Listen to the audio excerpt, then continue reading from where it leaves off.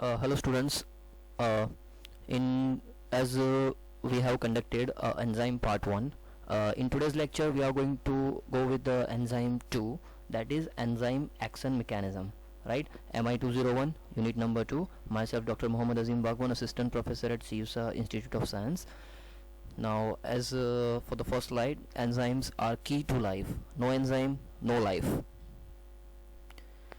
In the previous lecture we have seen the structures of enzyme and the type of reaction between the enzyme and substrate, how the enzymes are useful and why the enzymes are useful. Now in today's lecture we are just going to conduct a lecture on the mechanism of enzyme action. The enzymatic reaction takes place by binding of the substrate with active site of the enzyme molecule by several fixed bonds.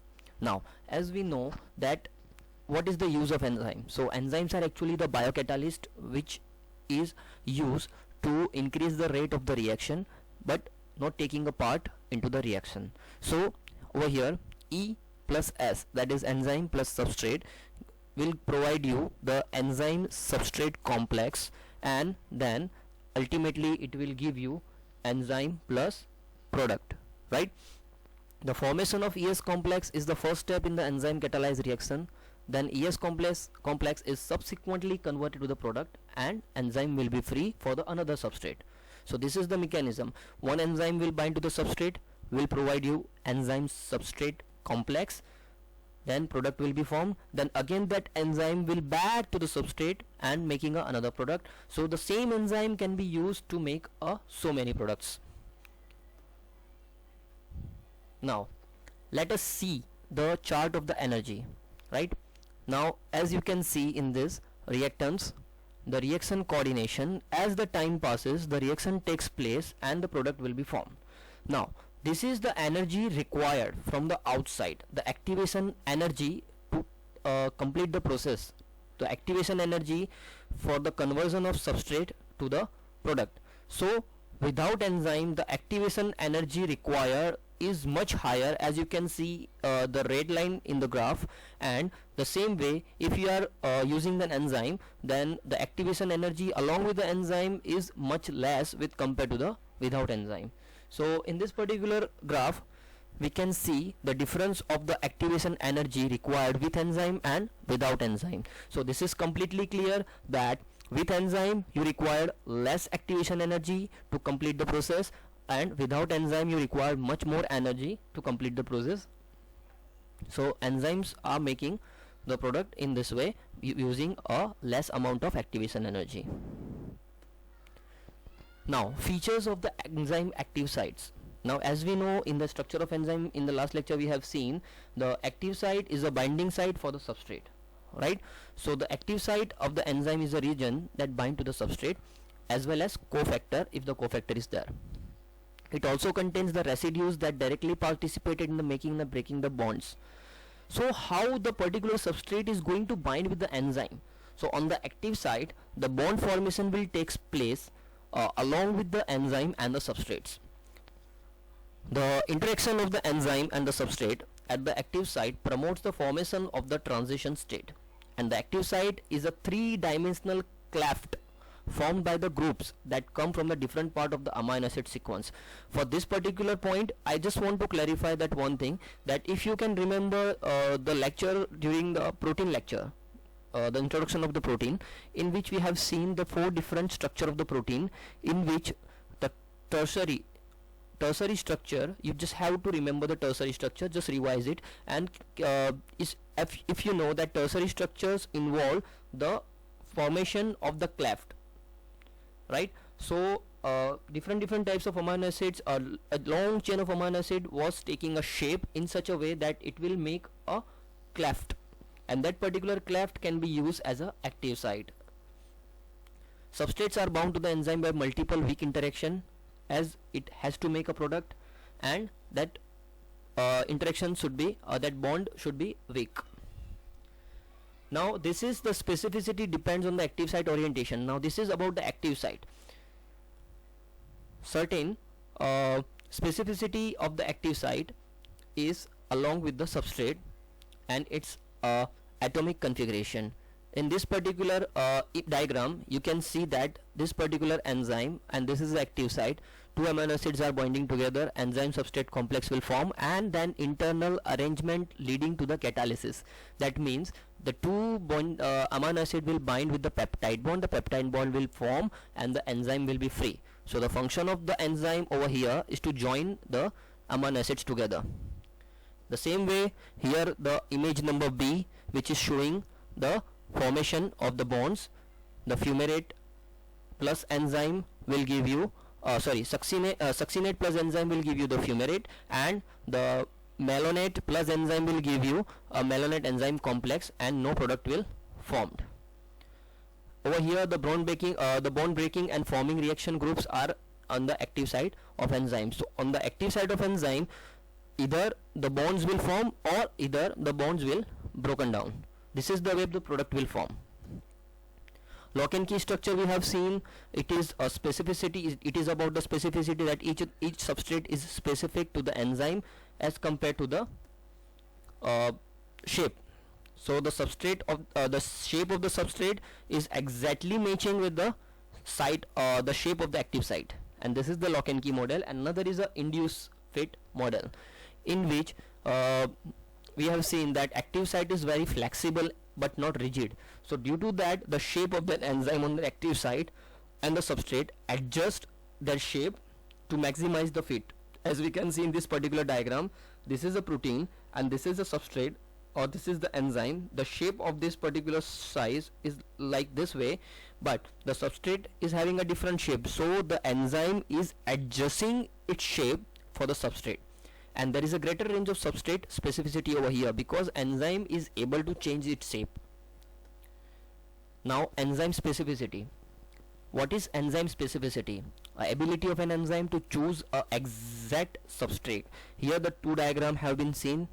The enzyme is the same but the substrates are different, so this particular substrate is specific to this enzyme, and this particular substrate is not specific to this enzyme because it is not getting fit in it. Different types of enzyme specificity. So the enzyme shows the different degree of specificity. 6 different degree of specificity could be there: a bond specificity, group, substrate, optical or stereo, geometrical, and cofactor. Now what do you mean by bond specificity? Specific to the substrates having the similar bond and similar structure. Specificity is less but also called as a relative specificity. Now we are just going with the example that here the glycine and glycine will be having a peptide bond. Same way alanine and valine is having a peptide bond. So this is a bond specific. For enzyme it doesn't matter which amino acid it is, but for enzyme the thing is matter the thing which matter is peptide bond. So if peptide bond is there, then enzyme will bind to the substrate. So amylase can hydrolyze alpha 1,4 glycosidic linkage in starch and glycogen. The same way lipase can hydrolyze the ester bond between the glycerol and fatty acid in many fats. So this is a bond specificity, in which substrate it is or what is the shape of substrate doesn't matter, but if the bond, the particular specific bond for the enzyme it is there, then that enzyme will work and the substrate will be specific to the enzyme. Another specificity is a group specificity, in which the enzyme specific to the type of bond and the group surrounding it. So pepsin hydrolyzes the peptide bond in which the amino group is contributed by aromatic amino acid, that is phenylalanine, tyrosine and tryptophan. As we have seen in bond specificity, in this particular specificity enzyme just require peptide bond to break it down, but over here enzyme required specific along with the bond the specific group of amino acid. For example, aromatic amino acid. So pepsin required aromatic amino acid, so pepsin will break down the bond between the aromatic amino acid, as you can see in this particular diagram. Another example is trypsin. As you can see in this image, trypsin hydrolyzes the peptide bond between the basic amino acid, that those are lysine, arginine and histidine. So along with the peptide bond it required a basic amino acid. So this is the first cut, this is another cut, this is the third cut, and the chymotrypsin also hydrolyzes the aromatic amino acid. So this is the diagrammatic representation of the chymotrypsin. Third is a substrate specificity, in which enzyme specific to only one substrate and one reaction. Specificity is very high, also called a absolute specificity. The best example is a lactase. Lactase acts only on lactose. Lactase cannot hydrolyze the sucrose, maltose or any other sugar or disaccharide. The same way sucrase or permease act only on the sucrose. The same way maltase acts on maltose. Fourth is optical specificity. Over here we can understand this particular optical specificity by this diagram, that enzymes are specific not only to the substrate but also to its optical configuration. Now here two products are there, sorry, two images are there, in which first image is of alanine, L-alanine, and second image is of D-alanine. The configuration is differing, the L form and D form of alanine, both the substrates are alanine, but this particular enzyme, that is L-alanine oxidase, will work with L-alanine only. It cannot complement, or it cannot be specific to the D-alanine. So this is a optical specificity in which specificity is very high.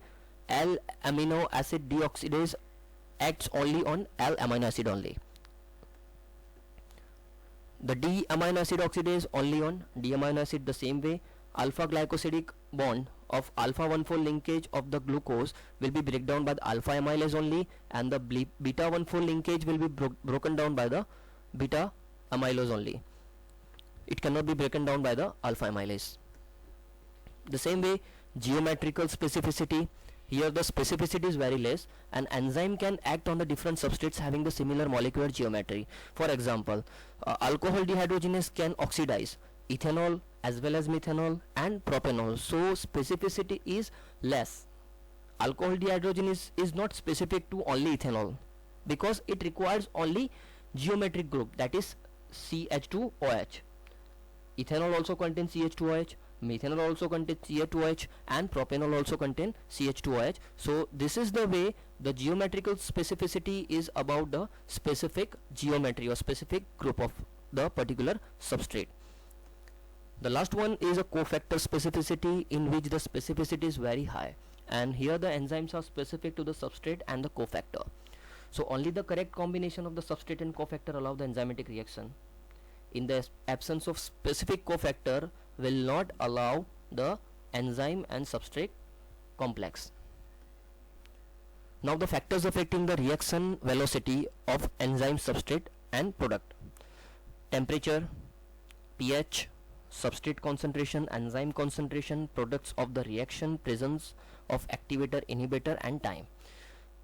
As the substrate concentration is higher, the reaction is faster. As the enzyme concentration is higher, the reaction again will faster, and the products of the reaction will also take part in the velocity. First of all, let us see effect of temperature.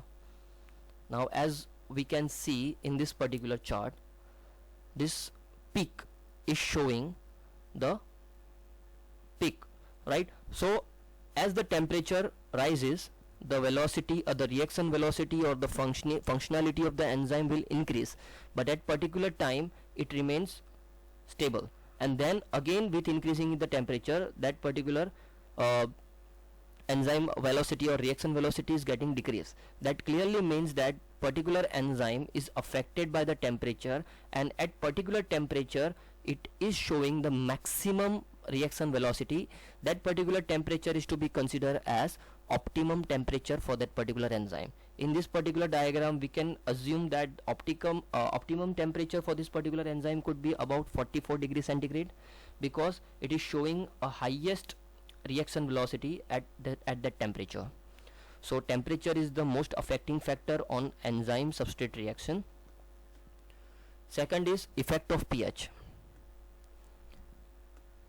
Here the two examples have been given: pepsin and trypsin. Both are the enzymes, but the optimum value or optimum pH for the reaction velocity for both the enzymes is different. So pepsin is showing the highest reaction velocity at acidic pH, and while trypsin is showing the highest optimum pH at about basic pH, right? So the pH is the most affecting factor on the activity of an enzyme and reaction velocity. The rate of the reaction or the velocity is directly proportional to the enzyme concentration when sufficient substrate is present. As you will increase the enzyme concentration, the rate of the reaction will automatically get increased. And accumulation of the product in the reaction causes the inhibition of enzyme activity. So the more number of products will be formed in that particular reaction and product is not going to be extracted, then that particular product will act as an inhibitor in that enzyme activity. Effect of the substrate concentration. Now as you know that this particular diagram is showing the substrate concentration value, right? So as you will increase the substrate concentration, the rate of the reaction or the reaction velocity will get increased, but at particular point that particular velocity or the reaction velocity will get constant, right? And this particular substrate concentration, velocity and maximum rate will be explained in the next lecture, that is a Michaelis-Menten equation. The study of reaction rate and how they changes in the response to change in the experimental parameter is known as a kinetics. The amount of substrate present is one of the key factor affecting the rate of the reaction catalyzed by the enzyme in vitro, that is enzyme kinetic. Now the effect of substrate concentration, that we already know, by adding the addition of the substrate will give you the velocity increasing, but at certain point that particular reaction velocity will get constant. These are the references. If you are having any question, you can ask me and you can write me on this particular email address. Thank you so much.